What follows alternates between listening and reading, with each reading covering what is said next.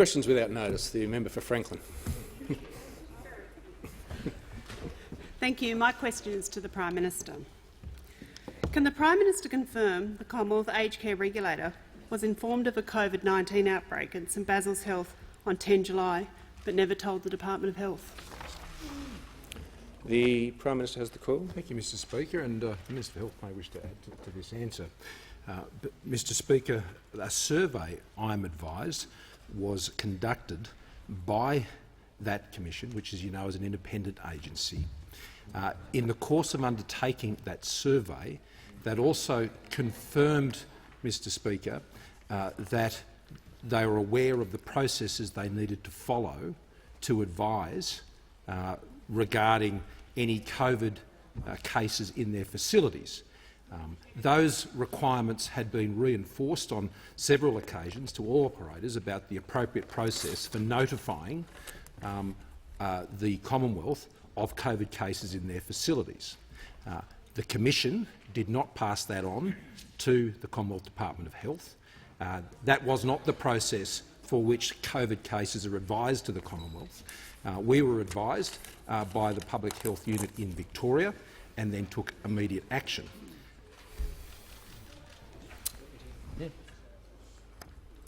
The Minister for Health. Thank you very much, Mr Speaker, and I'm very happy to add to the Prime Minister's answer. As he said, on the 10th of July, as part of a survey of facilities right across Victoria, the Aged Care Quality and Safety Commissioner's staff were advised that there had been a first case in St Basil's. They were also advised, as part of that, that the Public Health Unit was responsible. The Public Health Unit in Victoria, as per the agreement between the Commonwealth and the state, has principal responsibility for advising, and in addition to that, the facility has responsibility for advising. The subsequent time at which that was advised to the Commonwealth was the 14th of July. More generally, I think it is important to set out some of the actions taken by the Commonwealth in relation to this. Firstly, with regards to testing, as a consequence of that advice on the 14th, Sonic Healthcare conducted on-site testing on the 15th, 19th, 23rd, 24th and 28th of July. Aspen Medical Workforce as clinical first responder on the 16th, 21st, 22nd, 23rd, 24th, 25th, 26th, 30th of July. Surge Workforce was also activated on 19 July to assist at the service. It was supplied from a number of sources, including Northern Health, and personal protective equipment was supplied from the National Medical Stockpile on the 15th, 16th, 23rd, 24th, 25th and 30th of July. The member for Barara. Thank you, Mr Speaker. My question is to the Prime Minister. Well, the Prime Minister outlined to the House the importance of the Morrison government's plans to grow our economy while protecting Australia from the health effects of the coronavirus. The Prime Minister. Thank you, Mr Speaker. As the member knows, despite the impact of COVID-19 on Australia, which has been significant, Australia has fared better than most of the developed countries in the world, not just on a health basis but also on an economic basis.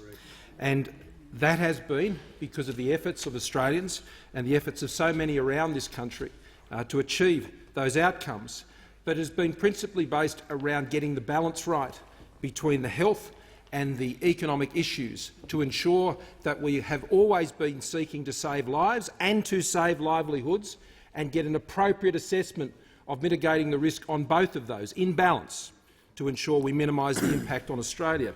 And the suppression strategy that has been this country's strategy, endorsed by National Cabinet and by our own Cabinet, Mr Speaker, from the outset of this outbreak, gets that balance between the two, understanding we need to live with the virus and we need to contain community transmission and ensure that we continue to live in an open society with our economy as open as possible, Mr Speaker.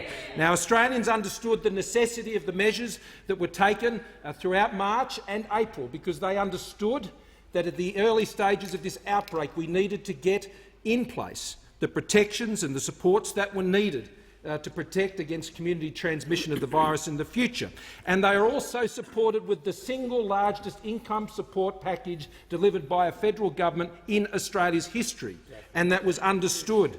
And that's a suppression strategy was based on getting international borders and quarantine arrangements in place to ensure that we were boosting health system preparedness with PPE, with respirators, with testing kits and all the other things that were necessary, Mr Speaker, to ensure that should an outbreak of the scale we were seeing, and particularly in Europe at that time, hit Australia, then our system would be able to deal with it. And those protections were put in place across our health system with the strong support and cooperation of the states and the territories. Testing and tracing regimes were put in place, and Australia was leading the world on testing capabilities during those phases, Mr Speaker, and we still retain a very high level of testings. Our industrial tracing, particularly in the area in New South Wales, has been an absolute saviour, Mr Speaker. COVID-safe behaviour right across the community with social distancing and in workplaces and containing hotspots. That's the suppression strategy. But, Mr Speaker, where those things have failed, as they have in Victoria, then we have seen significant community outbreak and the most extensive restrictions that any Australian has ever had to live in this country, including during wartime, Mr Speaker, and that is of great regret. Our goal should be to reopen Australia again, Mr Speaker, to reopen Australia right across the country to live with this virus. The Leader of the Opposition. Thanks, Mr Speaker. My question is addressed to the Prime Minister. Is it correct the Prime Minister waited until the first death of an aged care resident in Victoria to make masks mandatory for Victorian aged care workers? The Prime Minister has the call. Thank you, Mr Speaker. The Commonwealth has always followed the medical advice regarding the wearing of masks, whether in aged care facilities or in any other places. The member for Flynn. Thank you, Mr Speaker. My question is to the Deputy Prime Minister, Minister for Infrastructure, Transport and Regional Development. Will the Deputy Prime Minister please inform the House how the McCormack-Morrison government is supporting regional Australia through COVID-19 pandemic? The impact of the restrictions placed on regional communities, particularly in Victoria and in Queensland. The Deputy Prime Minister has the call. Thank you, Mr Speaker, and I do thank the member for Flynn for his question. I know the issue of domestic borders is very important to him, Mr Speaker, and to many others in this place who are seeing their regional communities grapple with these restrictions.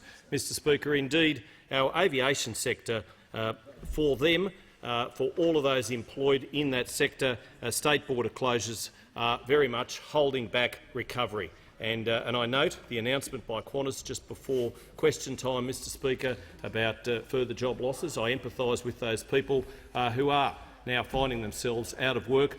We have put in place support measures for those people, and we will continue to support the sector very much so, Mr Speaker. And when there are issues in Melbourne, local communities in and around Mildura or Bairnsdale shouldn't have to cop the consequences, Mr Speaker. They should not. Swan Hill is not Swanston Street. When there is a spike in Brisbane, is it fair for businesses in Blackwater or Biloela to face restrictions to their trade? I would argue it is not.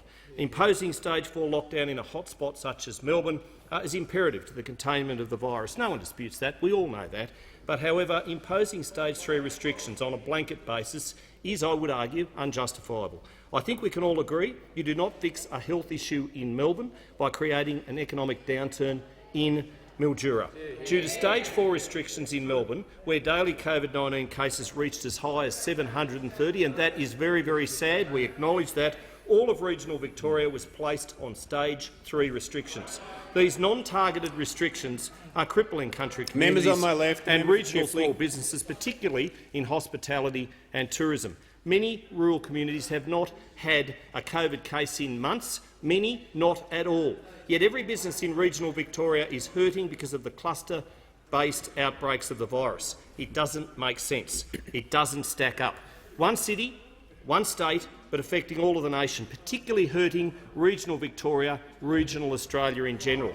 Just last week we had the ridiculous situation where Chris Taylor, a farmer from Warwick-Nabeal in Victoria, wanted to take a load of hay to his 1,500 sheep in Euston, just 240 kilometres away across the border in New South Wales. The flock needs crutching and needs attention right now. However, Chris says he was told he would have to truck the 43 tonnes of hay to Melbourne, 340 kilometres away, and then fly to Sydney, 880 kilometres, then isolate in Sydney for a fortnight, and then truck the hay to his sheep in Euston, 930 kilometres away. I mean, this is just ridiculous. So I'm calling on the states to act practically, to act pragmatically, to act with some common sense. This is the type of action that colleagues have now been advocating for many weeks. Members on my left. The members for Marinara, the member for Flynn, and particularly the member for Mallee. Kingsford And I Smith is know warned. we have long urged the states to provide the common sense action our communities in regional Australia are relying on and need right now. The Leader of the Opposition. Thanks, Mr Speaker. My question is again addressed to the Prime Minister. And I ask, is it true that the government undertook no audit of aged care providers to ensure they had adequate stocks of PPE despite more than 1,300 requests for access to the National Medical Stockpile by May? The Minister for Health. No, that's not the advice that I have. The advice is that we've had multiple engagements with aged care providers, all aged care providers around the country, in COVID preparation. There have been 6 stages to this national plan in relation to the aged care facilities. Firstly, beginning in January with the appropriate advice to all facilities at a time before even the borders were closed, at a time before even the first border was closed. But we also closed the borders to China for a reason, to protect those in aged care facilities. The Aged Care Quality and Safety Commission has been in contact and surveyed all aged care facilities in Australia, not just once, but more than one occasion, and indeed multiple occasions. That's a very important element. And in terms of masks and PPE, we have provided facilities across Australia with over 12 million masks and PPE. The advice that I have is where there are requests, they are acted upon quickly and expeditiously. The second of the stages, of course, was in February, where the Australian Pandemic Response Plan was released, and that includes a very strong focus on aged care. And then on the 13th of March, Stage 3, the CDNA plan for all of Australia, the Aged Care National Response Plan was released, again, which went through in extensive detail the PPE. Throughout that time, there have been multiple engagements with the National Medical Survey. No, all facilities in Australia have been contacted through the course of the pandemic by the Aged Care Quality and Safety Commission in order to ensure their preparedness. The 4th phase was the provision of workforce support, and then the 5th and 6th phases were the updating of the national plan off the basis of international experience and domestic experience. So all of those have occurred, including 12 million masks right across the country to aged care facilities, of which almost 10 million have gone specifically to Victoria. That's included the mandating of masks in Victoria, and it's included the offer and the ability to provide services where they are required around the country. It's now the independence question, and I'm going to call the Leader of the Greens and member for Melbourne. Thank you, Speaker. My question is to the Prime Minister.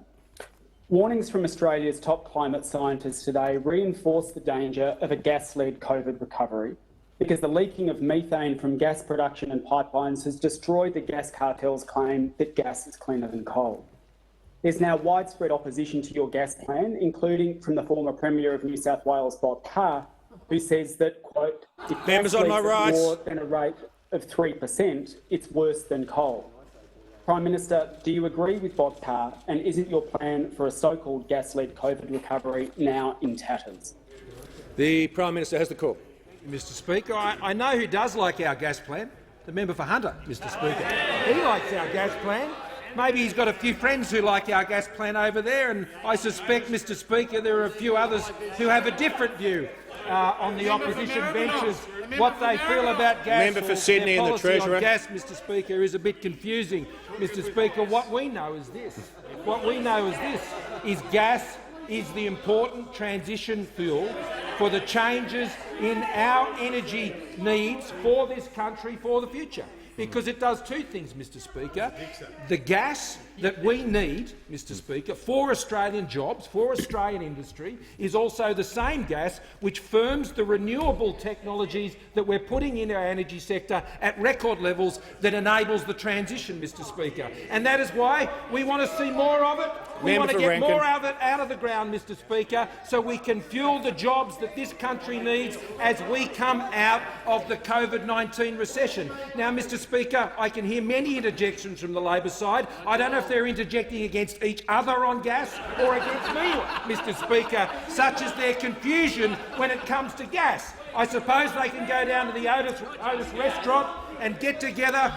We'll get into another restaurant at another place, Mr Speaker, and to try and decide what their position on gas is, Mr Speaker.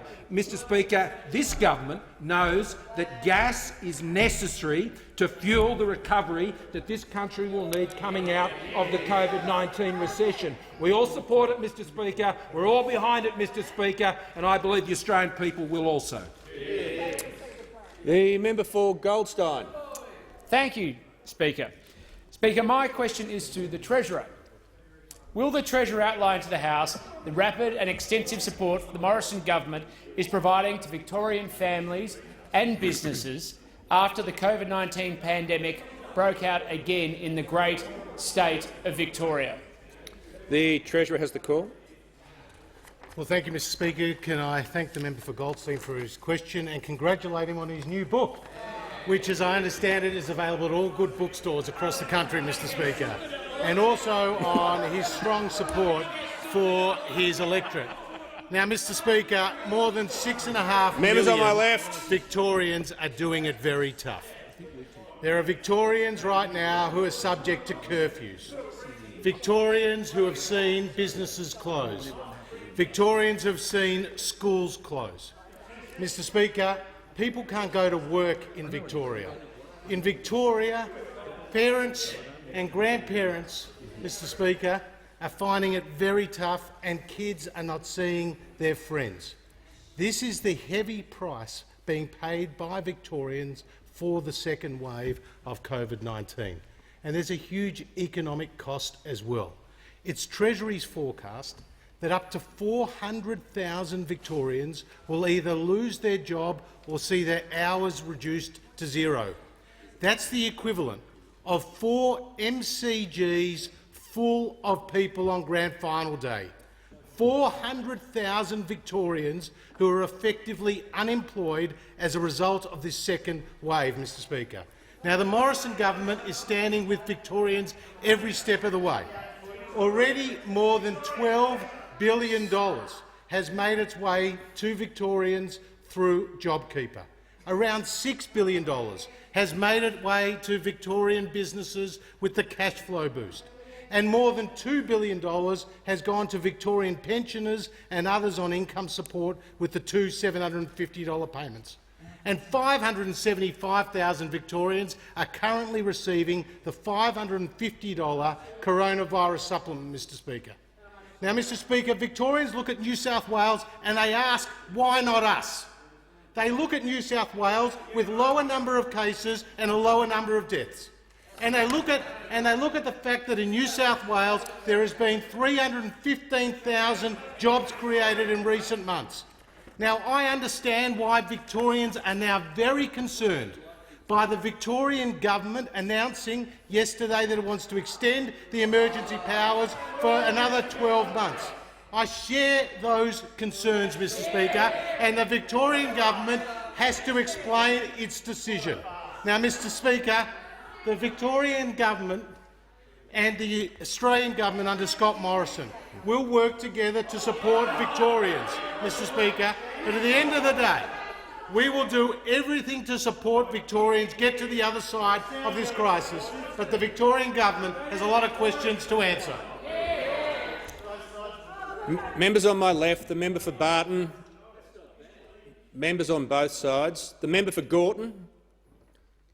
We've got some new faces here today. I just asked them to reflect on the remarks I made yesterday. I'm not going to be tolerant of interjections during this sitting for a whole range of reasons, and I've made that very clear. So you've all travelled distances to be here, and I appreciate there's a bit of a roster with people coming in and out, but you'll certainly be out the door if you keep interjecting. I'm now going to call the member for Fraser. Thank you, Speaker. My question is to the Prime Minister. At the Kalinia Care aged care facility 6 minutes down the road from where I am now, a 95-year-old woman had ants crawling from her open wounds. Staff shortages during a COVID outbreak at the home meant she did not receive the care she needed. She later died. Why didn't the Prime Minister have a plan to stop tragedies like this? The Prime Minister has the call. Thank you, Mr Speaker. And the Kalinia Care Centre that the member refers to was one of those 4 centres that I referred to in my remarks yesterday, where those outcomes were simply not acceptable. They are 4 centres out of over 2,700 aged care centres in Australia, and 4 of those have had these absolutely outrageous and unacceptable outcomes. And I've offered my apologies on those already. But I would simply note this, that whether in that facility or the other 3 where there have been the most significant of these outcomes, in 97% of the cases in all other aged care facilities in Australia, we have seen no COVID in any of those centres. And I would add this, that in Australia, 8% of our facilities, 8% have had COVID infections involving both residents and staff. In the United Kingdom, that figure is 56%, 7 times worse. Now, what has happened at Kalinia and St Basil's and Epping Gardens, Mr Speaker, and others, is totally unacceptable. But in a global pandemic and where community transmission reached what it did in Victoria, Mr Speaker, the fact that in Australia it has been contained despite these terrible tragedies, and that it has occurred in other countries like Australia, in the United Kingdom, at 7 times the level that we've seen here in Australia, that demonstrates that the plan we put in place, Mr Speaker, has had an impact, and it has had a positive impact. Mr Speaker, the events that the member refers to are shocking, they're disturbing, they're upsetting. They were to me at the time when it was relayed to me, and as we were working night and day at that time to restore stability into that facility and the 3 others that were most critically affected. But in so many other cases, what I'm pleased at least to say is that those 4 cases did not become 100. Those 4 cases did not become 1,000, because that is what was seen in the United Kingdom. And so we will continue to implement the plan. And while there can never be any absolute guarantees, particularly in a 1 in 100-year pandemic, we will do everything we can to ensure that what occurred at Kalinia doesn't happen in other facilities. And I call the member for Robertson. Thank you, Mr Speaker. And my question is to the Minister for Health. Will the Minister update the House on how the Morrison government is supporting the mental health and well-being of Australians during the coronavirus pandemic? The Minister for Health. Thank you very much, Mr Speaker. And I want to thank the member for Robertson and all members of this House who are deeply aware of the mental health impacts on top of the health and economic impacts of this pandemic on Australians.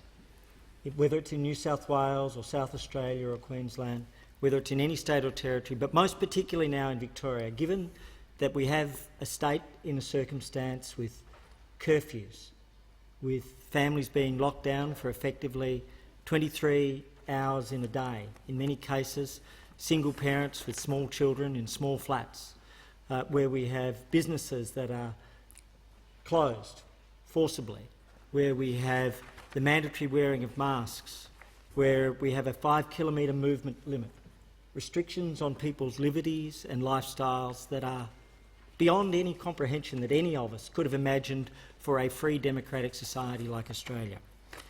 Given all of those elements, we've taken 3 significant steps nationally as part of our pandemic mental health plan and 3 significant steps for Victoria.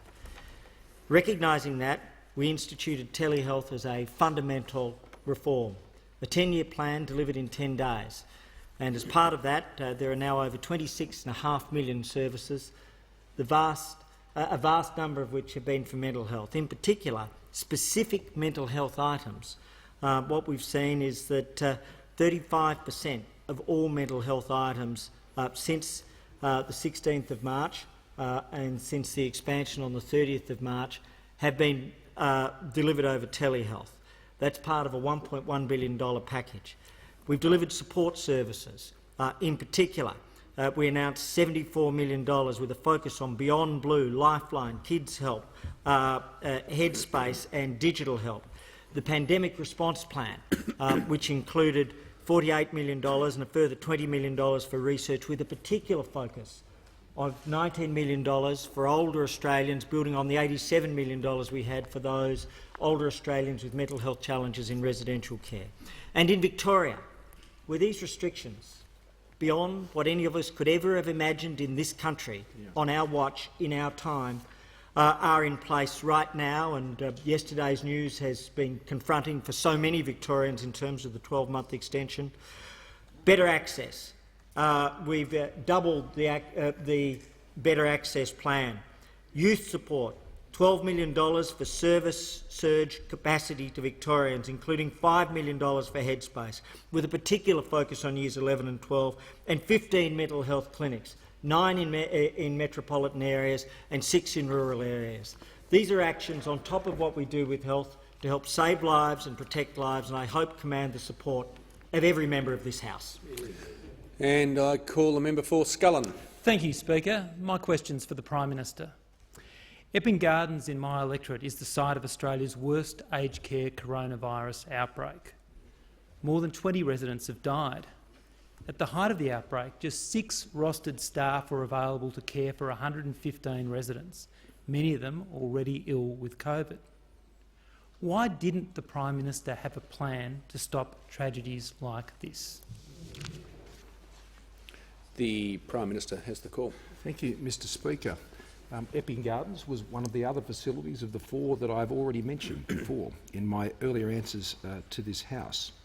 And, as was the case at Epping Gardens and other places, once being advised of the situation in Epping Gardens, the officials and health officers and others moved very quickly to restore workforce and to provide whatever supports were necessary right across that facility, conducting the testing, conducting the transfers to private and other hospitals that was facilitated by the health agreement, private health agreement put in place by the Minister for Health with private hospitals right across the country to ensure that the people that were affected by these terrible events at Epping Gardens and the other facilities that I've nominated, that in those cases that we were able to stabilise the facility as soon as could be practically achieved. Mr Speaker, these events that have occurred in these 4 centres in particular, that have occurred in Victoria, are terrible outcomes, as I've already mentioned, and we deeply regret the terrible events that have occurred to those individuals. What it reminds us of is that in the vast majority of cases that the plans that have been put in place have been effective, but in specific cases, that is the day when the virus has got the better of those centres and the arrangements around those. And the reason for that is, Mr Speaker, the level of community transmission that has occurred in Victoria cannot be underestimated. Mr Speaker, the reason we haven't seen the level of distress in those facilities in 7 other states and territories is because we have not seen the community outbreak in those states and territories. As I just mentioned in my answer to the last question, in other countries where we've seen these outbreaks, in the United Kingdom, we have seen 7 times the impact in aged care facilities there as compared to Australia. Those 4 cases, Mr Speaker, it is our deep regret, as I'm sure it is of everyone who has been involved in working to try and support those facilities. But the plan we put in place, Mr Speaker, enabled us to stabilise that facility as quickly as possible, and that facility was ultimately stabilised and residents were fully transferred out of those centres, Mr Speaker. So the government will continue to apply this plan. As we said, the number of critical facilities has been reduced from 13 to 3 as a result of putting those plans in action in those circumstances, and we will continue to do that. But for those who are impacted, and particularly the families of residents as well, the communication support that was put in by Services Australia to ensure that we were reaching all of those families and providing outward calls, that was part of the plan, and that was put in place to deal with the most extreme of circumstances. And I want to thank all of the staff who turned up to work, who were able to source and get into that facility, the Defence Force personnel that went into the facility to make that situation as stabilised as we possibly could under the circumstances. And I call the member for Boothby.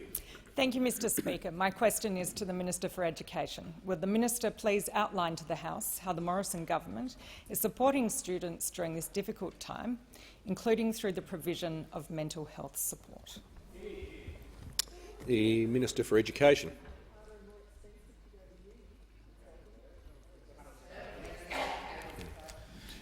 Thanks, Mr Speaker, and can I thank the member for Boothby for her question. And I know I speak for all members in this House when I say to all students, we understand the difficulties that you'll face this year, and in particular Year 12 students, the challenges that you're facing.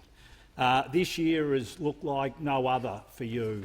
The idea of going to formals, looking forward to schoolies, having the uncertainty as to when your exams might be, earlier in the year not knowing whether there might be mass repeating, not understanding whether there might be a Year 13 that you would have to undertake. These have been incredibly trying times for you. And in Victoria in particular, where the students haven't had that face-to-face contact with teachers and been able to go to school, it's been extraordinarily difficult. And there's been things that have been happening where they've had to ask questions, where they've had to seek help. And I know parents right across the board have been working with their students to make sure that they understand what is happening. I had a call from a student yesterday when the state of emergency was extended for 12 months, saying, what does this mean to me? Does this mean that I might not be able to get back to school for another year, and having to allay those types of fears? So, Mr Speaker, what the government has done is put in a range of measures to help and support students. The Health Minister, with Beyond Blue, has worked with the Department of Education to put in place BU, the National Education Initiative, which provides teachers and students with help and support. This includes information to help early learning communities look after children's and their own mental health. There's been a 70% uptake by schools of this resource, and I say to all those other schools, please look at this very important resource. The Australian Government has a student wellbeing hub at studentwellbeinghub.edu.au, and that has a range of measures there to help students deal with COVID-19. And there is also hope for students. There is also hope for students. As the Treasurer said yesterday, 150,000 jobs have been created recently for young people, so there will be employment opportunities there. We are also providing extra places in vocational education, which will be really important as well, and in higher education. So the employment, the vocational education opportunities and the higher education opportunities will be there for you when you finish this year. The Minister's time has concluded. I call the member for Gellibrand. Thank you, Speaker. My question is for the Prime Minister. More than 50 COVID-19 cases have been linked to the Dudagala Aged Care Centre in Yarraville in my electorate. Sandra, whose father Wilhelm was a resident who died in the outbreak, responded to the Prime Minister's claim of a plan by asking, what was this plan? And if there was a plan, it was not implemented properly, or maybe it was the wrong plan. Why wasn't there a plan to keep Sandra's father and others like him safe from COVID-19? The Prime Minister. Thank you, Mr Speaker. And again, we acknowledge the very significant and severe impacts at, in this case, Dudagala at Yarraville Village. And, Mr Speaker, the village notified the Department of Health of one positive staff member having contracted COVID on the 31st of July of this year. The Department of Health organised tailored support as soon as this notification occurred. The Department of Health also immediately organised for the testing of all residents and staff at the Dudukala Yarrawalla village, and this was conducted on the 1st of August. The clinical first responder nurse attended on the 4th of August of 2020. The Australian Government provided surge staff from the 6th of August and continues to do so. This is in addition to the assistance of the Victorian DHHS through the Western Health Service, who have been critical supports from those health services into these aged care facilities as part of our partnership arrangement with the Victorian Government. The service has also been provided with specialist infection control support through the deployment of ASMAT teams. The Australian Government has also ensured families remain engaged and arranged for the Older Persons Advocacy Network to provide support to families and residents throughout the outbreak. However, approved providers of residential aged care facilities like Dudukala Aged Care, they have a responsibility to their residents and families and residents to ensure that quality care continues to be provided. The Aged Care Quality and Safety Commission is working to actively ensure that providers' obligations are met, and all impacted aged care services in Victoria, including at Dudukala Yarrawalla Village, are receiving assistance from the government, including a case manager, PPE, testing support and workforce support.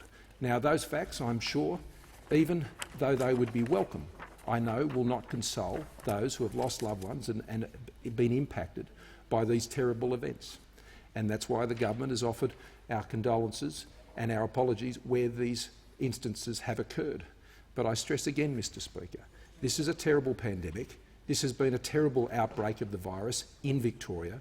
We cannot ignore that fact in this place. We cannot pretend that these events would not have occurred other for the community outbreak that occurred in Melbourne and in Victoria. That is why, as the Minister for Health was saying earlier, the way to avoid all of this ultimately is ensure that we make the outbreak containment measures, the protection around quarantine, the testing and tracing, all of which, Mr Speaker, have been brought into question here that has led to the community outbreak in Victoria.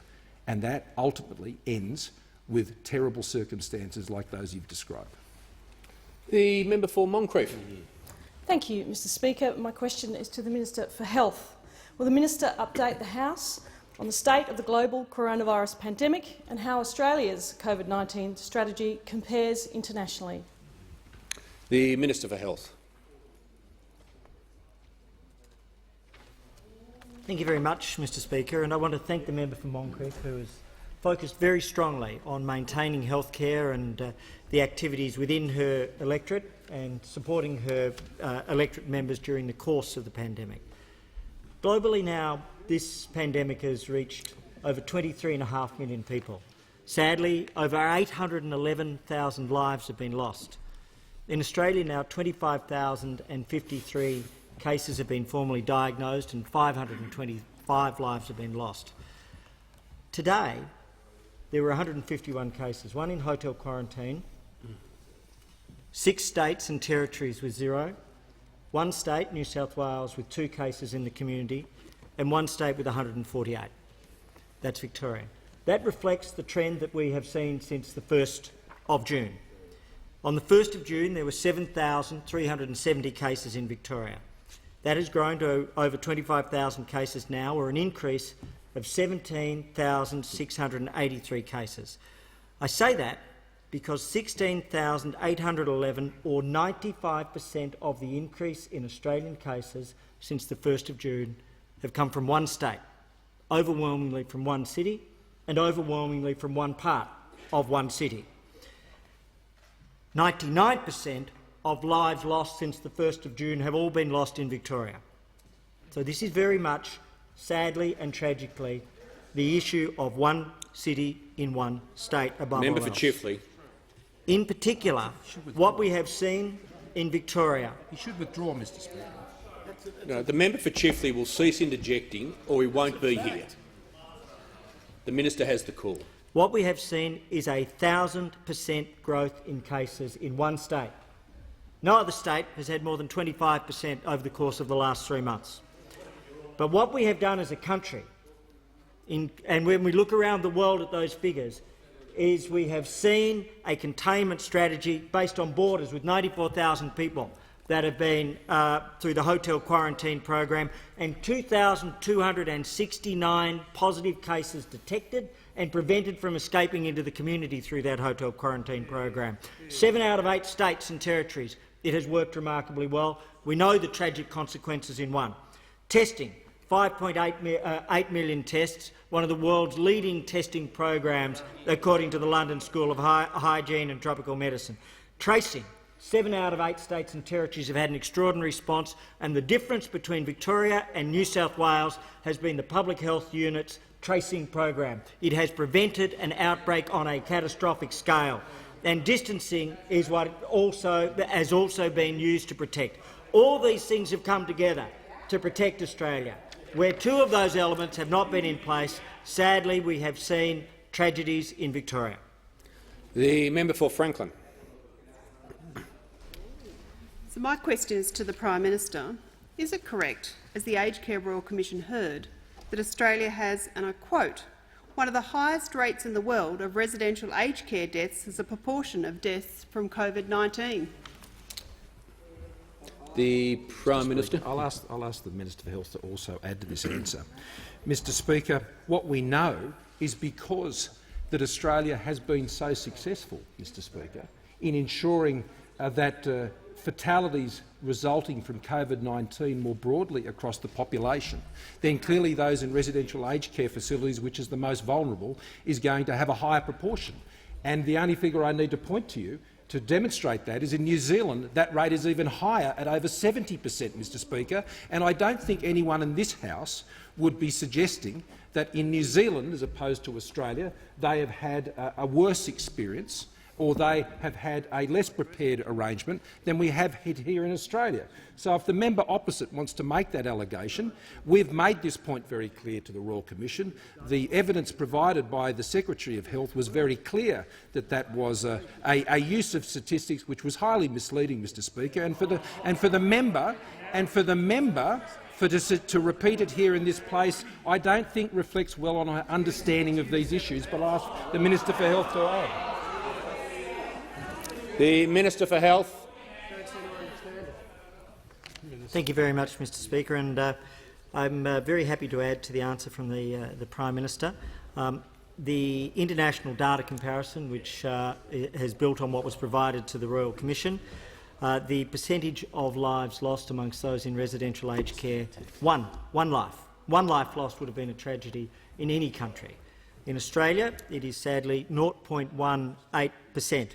In Canada, it is 1.5% or over 6 times higher, or 600% of the Australian figure. In France, it is 2.4% or over 1,300% of the Australian figure. In Spain, it is 2.5% or just over 1,300% of the Australian figure. In Ireland, it is 3.2% or 1,600% of the Australian figure. In Italy, it is 3.2% or 1,600% of the Australian figure. In Austria, it is 4.9% of all aged care residents who have passed away, or approximately 2,800% of the Australian figure. And in the United Kingdom, it is 16,598 residents that have passed away, approximately 5.3% of all residents in aged care facilities, or approximately 3,000% of the Australian figure. I now call. I'm now going to call the member for Groom. Thank you, Mr Speaker. My question is for the Minister for Home Affairs.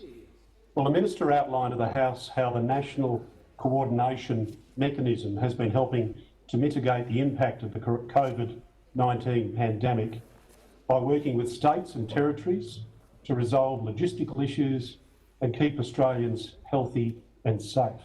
The Minister for Home Affairs. Well, Mr Speaker, I thank the member for Groom very much for his question.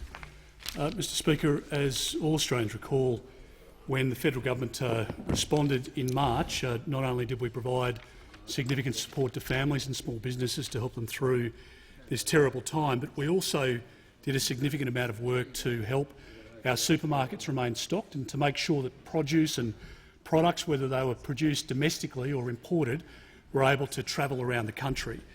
And we stood up on the 5th of March the National Coordination Mechanism, which was a task force brought together within the Department of Home Affairs, and I want to commend the work in particular of the Deputy Commissioner, Secretary of my department, Paul Grigson, and all of those that work with him, who have really gone above and beyond to work with their state counterparts, to work on these issues where there needed to be a coordination between the states, territories and the Commonwealth to make sure that we could deal with issues as they arose on a daily basis.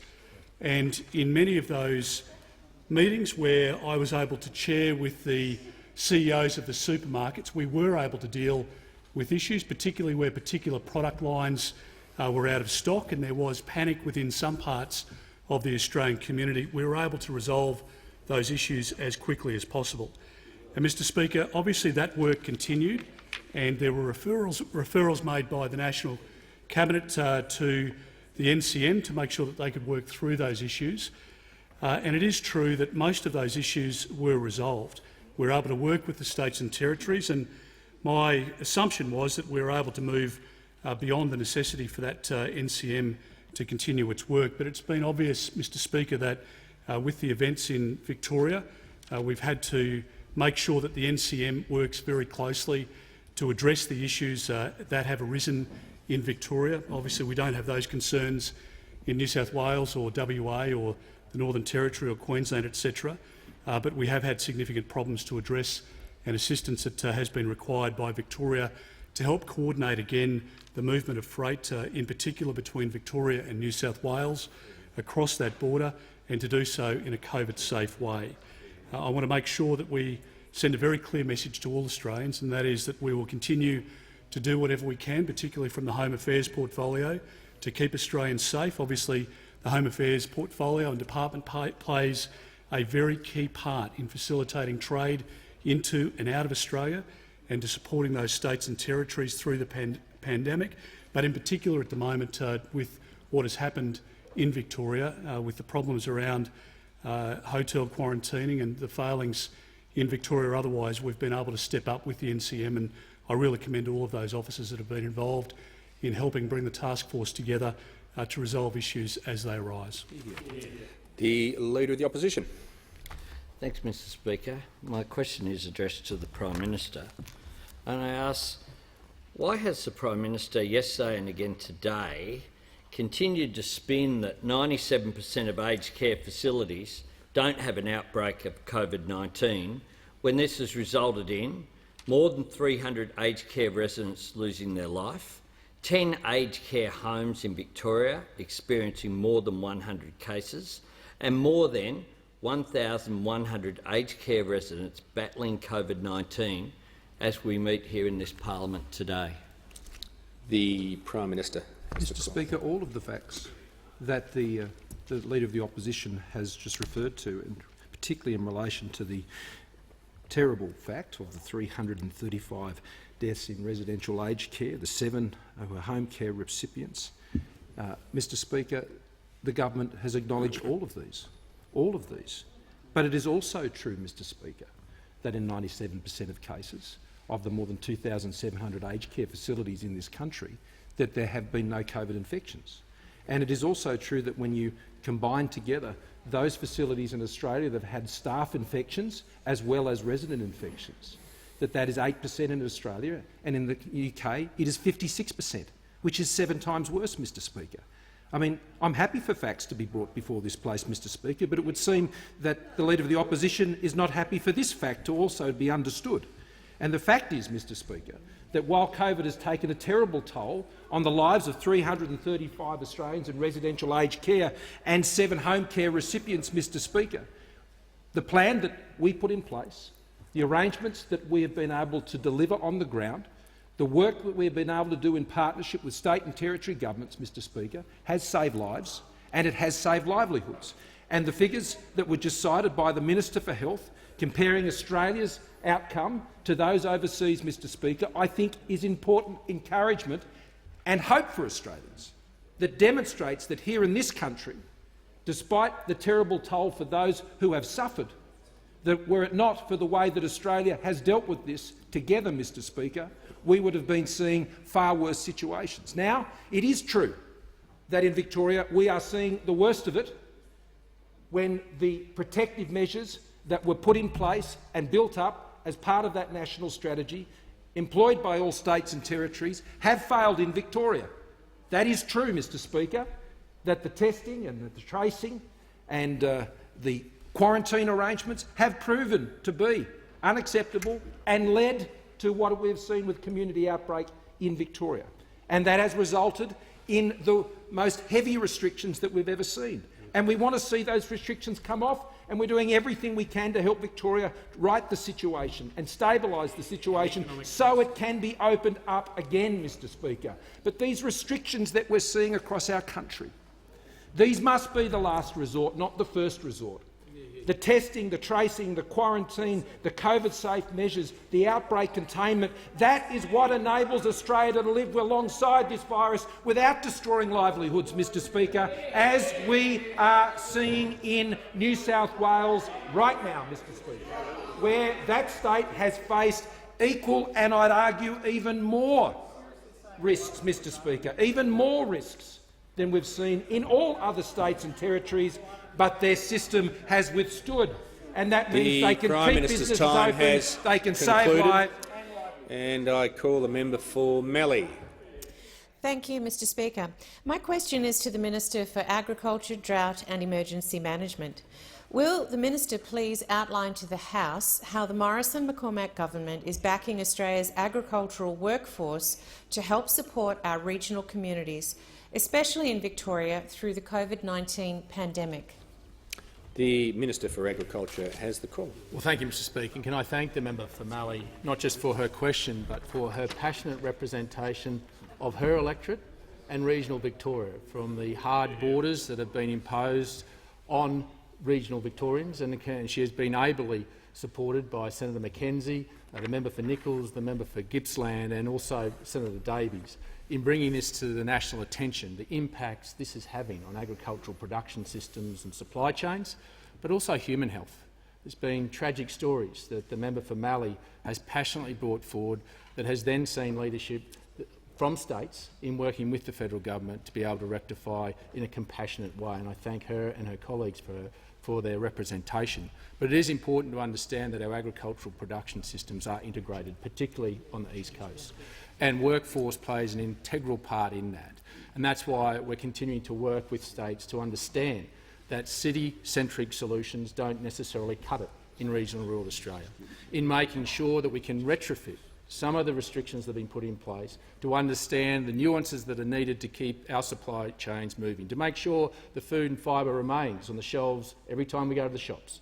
And that's why we'll continue to work with the states in practical solutions in achieving that. And I have to say that the Chief Medical Officer in Queensland has in fact shown some leadership on that. And I challenged all the Chief Medical Officers to go out and to listen and to understand regional communities, understand the needs of the agricultural production systems, and to listen to local leaders. And she listened to the local mayor in Gundawindi, Lawrence Springborg, and understood and opened up the borders between Queensland and New South Wales to allow farmers who have properties on both sides of the border to be able to go across and to tend to their crops, but also, importantly, for animal welfare. You see, regional and rural Australia have evolved past lines on a map that were put in place over 100 years ago.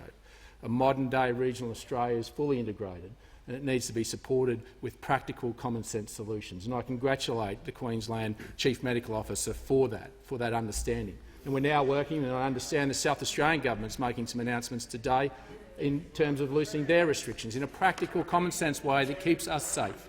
That's what this is about, is keeping us safe, but using practical solutions that keep the country moving. That's an important step in understanding what we do. And this is going to hit a real peak, particularly as we get towards the end of the year. Member for as Bruce we get into and warmer member for months, Solomon. the demand on seasonal workers will be even greater, and the government worked in March to extend the term of those in the Pacific and seasonal visa holders to be able to go for another 12 months if they worked in agriculture, a critical industry. And we've put in place a pilot in the Northern Territory, 177 mango pickers came in and been able to support that industry in a practical way. This is about practical solutions, making sure those jobs are market tested, market tested where Australians get first crack at them, but where they can't, we need support. We'll give practical solutions to support Australian farmers to put their food and fibre on your shopping shelves. The Leader of the Opposition.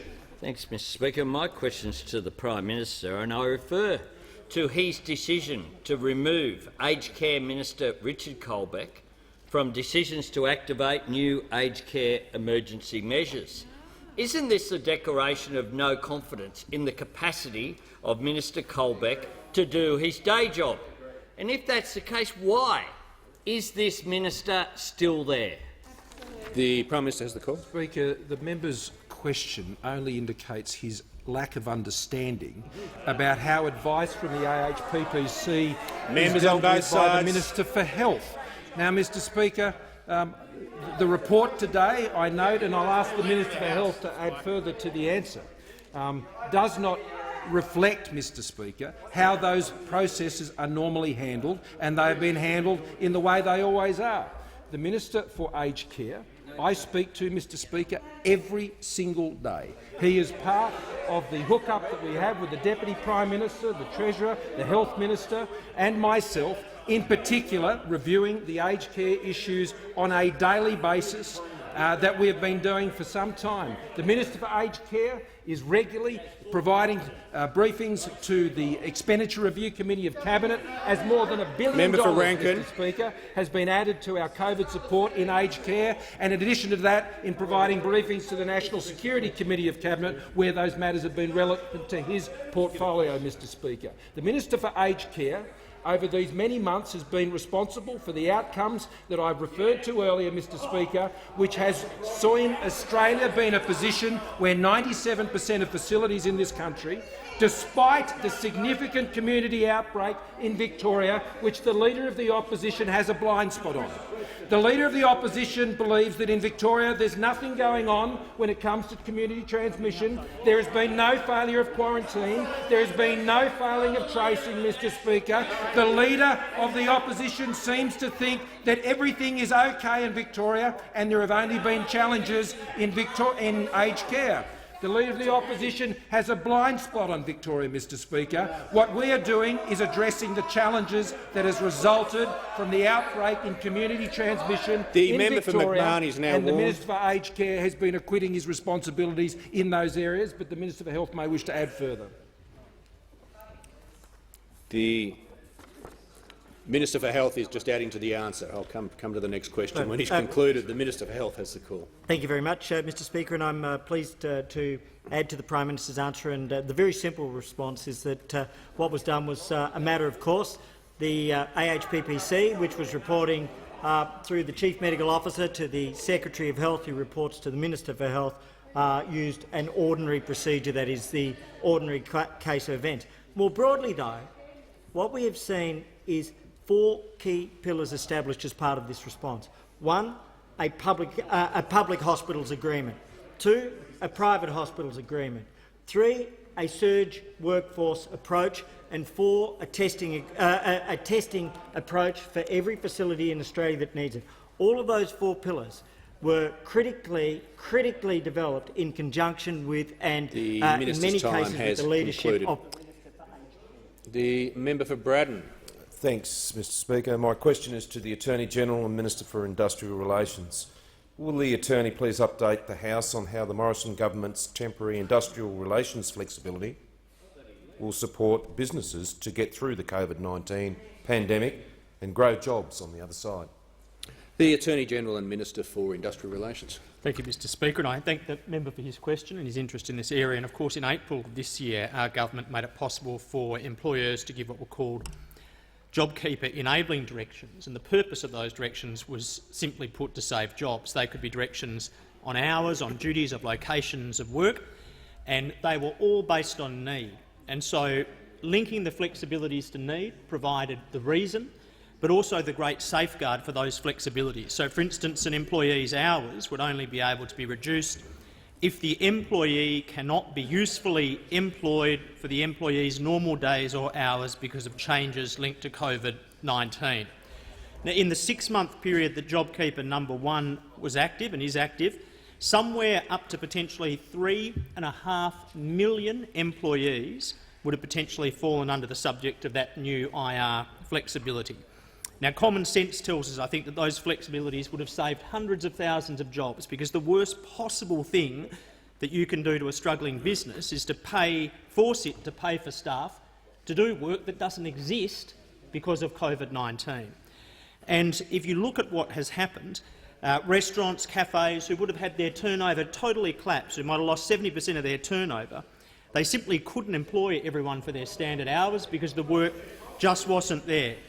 And to measure how well that system worked, one piece of evidence is the fact that disputes could be sent to the Fair Work Commission. So you've had potentially up to 3.5 million employees covered by this system.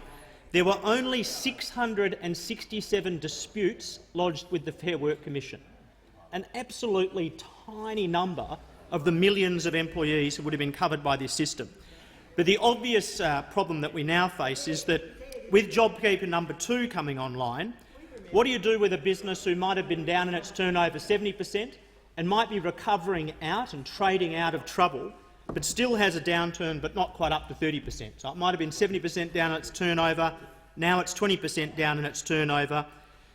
Having them needing to also be able to direct their employees down to the number of hours of work that are actually available to allow it to trade out of problem is critical. So what we're doing is we're saying for another 6 months that flexibilities will be available in a more modest form. If you're on JobKeeper, if you're now doing better but you're not quite out of the woods, so you've got 10 to 30% down in your turnover, you can direct someone down in their hours of work to meet the work that is actually available, but subject to safeguards. You can't direct someone down beneath 60%, and importantly, the same fundamental safeguard exists. The test is the employee cannot be usefully employed for the employee's normal days or hours because of changes linked to COVID-19. And what is that going to mean? That is going to mean flexibilities continue and jobs will be saved. The Attorney's time has concluded. I call the Leader of the Opposition. Thanks, Mr Speaker. My question is to the Prime Minister, and I refer to Australia's ageing population. Why is the government not only neglecting older Australians of today in aged care, but also neglecting older Australians of tomorrow through the reduction of more than 600,000 superannuation accounts to zero, and pensioners of today and tomorrow by freezing the pension for the first time in 23 years? The Prime Minister has the call. Thank you, Mr Speaker. Those opposite never seem to understand that people's superannuation investments belong to them, not industry fund managers, Mr Speaker. They bristle and they resist, Mr Speaker. Every single time there may be any suggestion that those own savings, their own savings, they may wish to use them themselves, Mr Speaker, The member for Sydney. During a pandemic. Prime Minister will just pause for a second. I shouldn't have to remind members every 15 minutes of what I've said about interjections. I'm not upset about it. I will just remove members. We're in different circumstances, and if they can't understand the import of that and why I'm taking this action, they'll have to figure it out back in their offices. It applies to both sides. The Prime Minister has the call. Thank you, Mr Speaker. One of the many measures that our government put in place to support people through this pandemic was to ensure they could get access to their own savings, their own money, in their own superannuation accounts, Mr Speaker, to ensure that they could make their way through with their own resources on top of the other resources that were being made available to the largest income supports that a government has ever put in place in this country. But those opposite think it's their money, Mr Speaker. They think it's union fund managers' money. Members on my right. How it's done, how many fees they have to pay, Mr Speaker. Just in this Senate, just today, Mr Speaker, your super, your choice legislation was passed. It's important legislation which understands that people's superannuation money is their money, not the Labor Party's, not the industry fund managers, not any fund manager, Mr Speaker. We believe it belongs to them because they worked for it, they earned it, They saved it, Mr Speaker, and when they need it at a time in a pandemic, we're going to make sure they can get access to it. Now, those opposite reject that. They resist this, Mr Speaker. They turn up here like puppets on a string on behalf of the union fund managers, Mr Speaker, and they trot out the lines on their behalf. But we have a message for those. It's not your money. We won't let you take it from those who've earned it, Mr Speaker, when they need it. When they need it. The member we'll for make Sydney it available is to warned. them, as we have made it available to them. And you know what they're doing with it, Mr Speaker?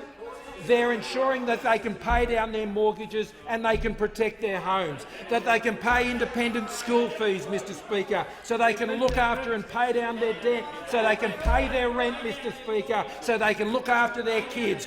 Those opposite, Mr Speaker, Leader want of the to keep Opposition. the hard-earned savings of Australians away from them when they need it most and have it tucked up into the industry fund, union fund managers, Mr Speaker, as they count their directors' fees, Mr Speaker. The member for Ryan. Thank you very much, Mr Speaker. My question is to the Minister for the Environment. Will the minister outline to the House how the Morrison government is supporting local communities located along the Great Barrier Reef as they face the economic challenges that have arisen from the COVID pandemic? The Minister for the Environment.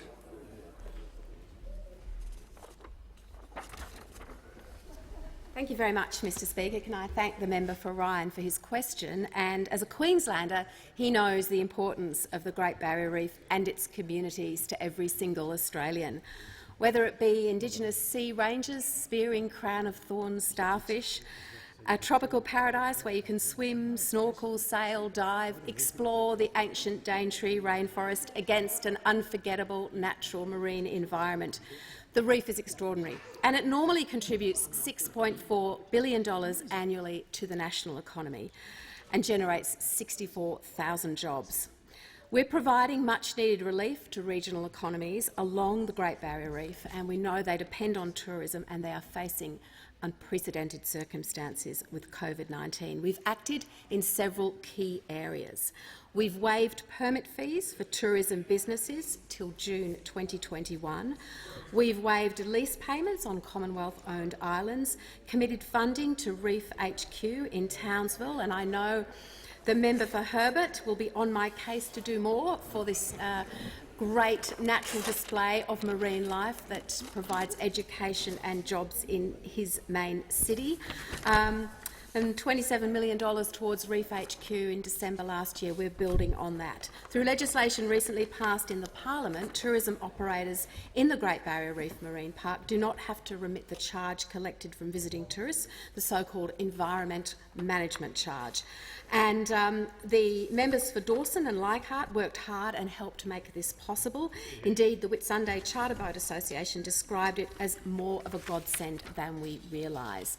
Our fantastic reef envoy, the member for Leichhardt, can't be here today. He's with his community in North Queensland, said that combined with other economic support packages like JobKeeper, this has ensured reef tourism operators have been able to retain staff until we return to some semblance of normality. It's helped save jobs that would otherwise have been lost and provides financial relief to people who've spent a lifetime establishing world-class tourism operations. These short-term economic measures complement our ongoing commitments to the reef, which is benchmarked against global standards, our management recognised as a leading example and considered by many to be the gold standard, according to a UNESCO report. We are investing $1.9 billion in the Reef 2050 plan, and as the Treasurer has said, our economic supports, whether they be JobKeeper or what we're providing through this Relief and Recovery Fund, are all about keeping businesses viable and keeping Australians in jobs so we can come out the other side stronger and successful, and in this case showcasing this extraordinary national wonder to the world. The member for McMahon. Thanks, Mr Speaker. My question is to the Prime Minister. Is it correct that the Prime Minister waited until the 25th of July to announce the Victorian Aged Care Response Centre, well after high levels of community transmission in Victoria had taken hold, after 294 Victorian aged care residents had been infected and after 26 aged care residents in Victoria had died? The Prime Minister has the call. Thank you, Mr Speaker. Over the course of the many months since March, there were responses, as I articulated the House earlier this week that were undertaken to put in place the plan that was pulled together in March and then refreshed on several occasions leading up to the events which the Shadow Minister has made reference to. Preparations were underway to bring together that Aged Care Response Centre, and it was established at the time that the member has raised in his question, Mr Speaker. All through this crisis, though, and indeed before that time, Mr Speaker, the engagement between the Victorian Government and the Commonwealth Government to seek to provide the response that was necessary in these centres consistent with the plan was being undertaken. The member for Reid. Thank you, Mr Speaker. My question is to the Minister for Population, Cities and Urban Infrastructure. Will the minister update the House on how the Morrison government's urban infrastructure program is boosting the economy and creating thousands of jobs as we come out of the other side of coronavirus? The minister has the call. Thanks, Mr Speaker, and can I thank the member for Reid for her question. As she knows, COVID's had a devastating impact on the economy right across the country, and particularly on jobs. Hundreds of thousands of jobs lost, and even more will be lost in Victoria, as the Treasurer has outlined. And this has an enormous impact on people's individuals' lives and their livelihoods, and as the member for Reid knows, as a trained psychologist, their mental health as well. Just one of the ways that we are supporting the COVID recovery is through a massive investment in job-creating infrastructure. As members would know, we already have a $100 billion pipeline of infrastructure projects across the country, and that even today is supporting 85,000 jobs in those projects which are already underway. And even since then, we've announced so many more projects which will get started shortly, and that will be tens of thousands of jobs more. And this will be jobs right across our great continent, Mr Speaker, including in our great capital cities. In the member for Reid's home city, for example, of Sydney, we've got some enormous projects which are underway or just about to kick off. The Western Sydney Rail, for example, which we announced just a few weeks ago, it itself will create thousands of jobs, an extra 10,000 jobs itself, 14,000 jobs. The Western Sydney Airport, of course, is supporting 10,000 jobs itself, as well as the WestConnect project, which one stage is done, the next stage is starting. That again just supports a further 10,000 jobs also. In my home state of Victoria, which has been so particularly devastated by this second wave, again we've just got huge investments going on there. The massive North East Link itself, where we have a $1.75 billion investment, it will create 10,000 jobs as a standalone project itself. Before the M80 investments, the Monash investments and so many other projects which we have going on in Victoria. And then, of course, there's the North-South Corridor in Adelaide, the Metronet in Perth, there's the Bridgewater Bridge in Hobart, and M1 up in Queensland. All of these other great projects supporting jobs.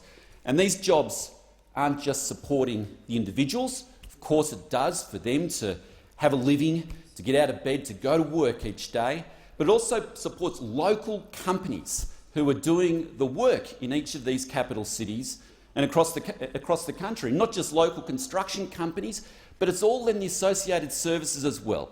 The cafes, all the other support services that assist in helping the tradies when they're doing that work. We have a massive program underway, 85,000 jobs already, 10,000 more. It's a critical part of our COVID recovery.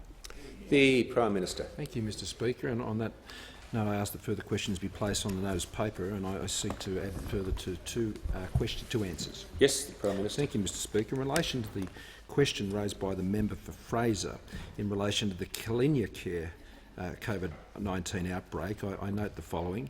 The Kalinia Care notified the Department of Health that they had a positive case on the 27th of July 2020. The Department of Health had organised clinical first responder nurse testing, workforce support and PPE as soon as this notification occurred. The spread of the virus at Kalinia Care occurred because a COVID-positive staff member that worked in the kitchen had contact with a large number of residents prior to being diagnosed with the virus. Testing of staff and residents by Sonic commenced at Kalinia Care the day after the department was notified, and that is on the 28th of July. The Australian Government responded to each request from Kalimya Care for workforce support and provided a range of search staff from the 31st of July onwards. The majority of positive residents remain at the facility. The Australian Defence Force and leadership of the Djerriwarrh Health Services are assisting with facility management. Mr Speaker, in relation to the other, the Department of Health and Victorian Aged Care Response Centre is continuing to provide intensive support to Kalimya Care until the outbreak is resolved. However, providers of the residential aged care facilities, like Ukrainian Elderly People's Home, have a responsibility, obviously, to the residents, as I've noted in the other cases. Mr Speaker, in relation to the question raised by the member for Scullin, Epping Gardens, Heritage Epping Gardens, notified the Department of Health that they had a positive case on the 20th of July. The Department of Health organised a case manager, a clinical first responder, testing, workforce support and PPE as soon as this notification occurred. I understand that the spread of the virus at Epping Gardens occurred because a COVID-positive staff member had contact with a large number of residents prior to being diagnosed with the virus. Testing of staff and residents commenced at Epping Gardens on the same day the positive COVID-19 case was identified. That was the 19th of July. I note that media reports that the outbreak was due to a lack of testing are not correct. The Australian Government responded to each request from Epping Gardens for workforce support and provided a range of surge staff from the 21st of July onwards. While there are some residents who remain at the facility, the majority of residents at Epping Gardens have been transferred to hospital. The Department of Health and Victorian Aged Care Response Centre will continue to provide intensive support to Epping Gardens until this outbreak is resolved. Thank you, Mr Speaker.